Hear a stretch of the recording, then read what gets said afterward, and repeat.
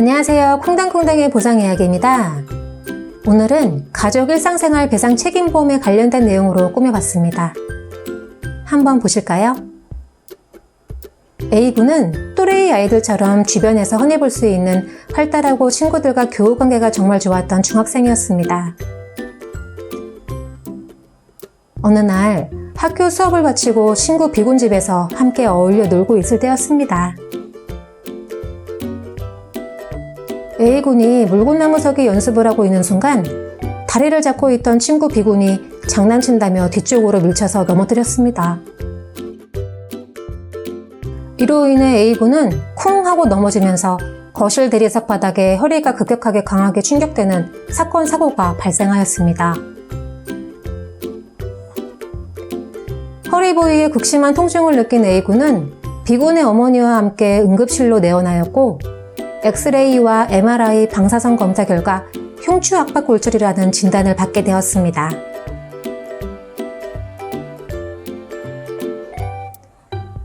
학교에서나 놀이터 등지에서 친구들과 어울려 놀다가 순식간에 다쳐서 이처럼 병원에 입원하는 경우가 종종 있는데요.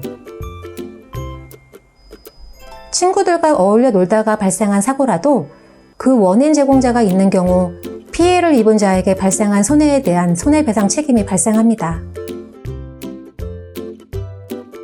하지만 미성년자 간의 사고는 스스로 이를 해결할 능력이 부족하기 때문에 이를 감독해야 할 친권자인 부모에게 그 책임이 있습니다. 위 사례의 법률 관계를 살펴보면 가해자인 B군의 부모는 자녀가 다른 사람의 신체에 위험을 초래하는 장난을 치지 않도록 교육하고 감독할 의무가 있기 때문이죠. 따라서 B군의 부모는 이를 게을리하여 사고가 발생한 탓에 이 사고 발생으로 손해배상 책임을 져야 한다는 것이 법원의 입장입니다. 결국 피해를 입은 학생에게 발생한 병원 치료비, 입원비, 간병비 등에 대해서 직접 물어줄 수도 있습니다. 하지만 기존에 가지고 있던 보험을 확인하여 여러분들이 잘 알고 계시는 배상책임보험으로 처리가 가능합니다. 정확히는 가족 일상생활 배상책임보험입니다. 그럼 가족 일상생활 배상책임보험 청구 처리 방법에 대하여 간단히 알아볼까요? 1. 보험 접수. 먼저 가해 학생의 부모님이 가입한 보험 중 가족 일상생활 배상책임보험이 있는지 확인을 합니다. 해당 보험회사에 전화를 걸어 사고 발생과 피해자에 대한 사실관계를 정확히 설명하고 접수를 신청합니다. 2. 배상책임보험에서 보상하는 손해. 피해자는 병원 치료비, 입원비, 간병비, 수술비 등과 위자료를 산정하여 보험회사에 직접 청구가 가능합니다. 경우에 따라서 휴업손해와 후유장애가 발생한다면 일실수익액, 그 이외에 향후 치료비 등이 포함될 수 있습니다. 단, 병원 치료비 등의 경우 교통사고와 같이 보험회사에서 지불 보증이 이루어지는 것이 아니라 선 완납 후 진료비 영수증을 구비하여 차후에 청구하여 돌려받을 수 있습니다.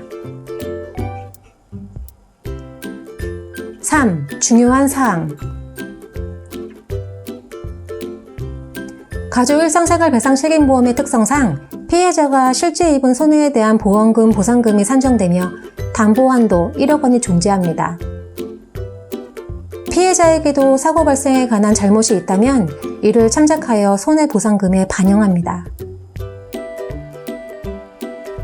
폭력행위로 인한 배상책임은 보상하지 않습니다.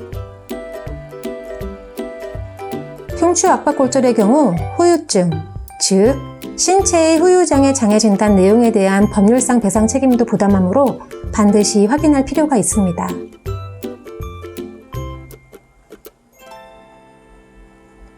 우연하게 생긴 각종 사고로 발생한 손해는 배상책임보험을 통하여 도움받을 수 있습니다.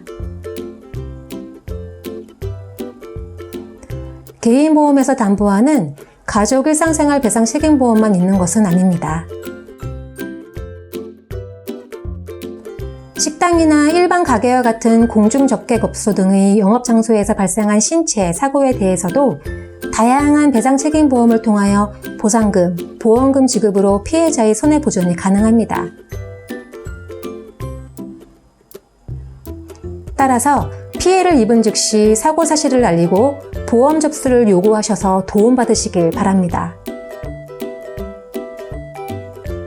궁금하신 내용이나 상담이 필요하신 분들은 010-6833-2708로 연락주세요. 그리고 내용이 마음에 드셨다면 구독, 좋아요 부탁드리겠습니다. 기분 좋은 하루 되시기 바라며 여기까지 콩당콩당의 보상 이야기였습니다. 감사합니다.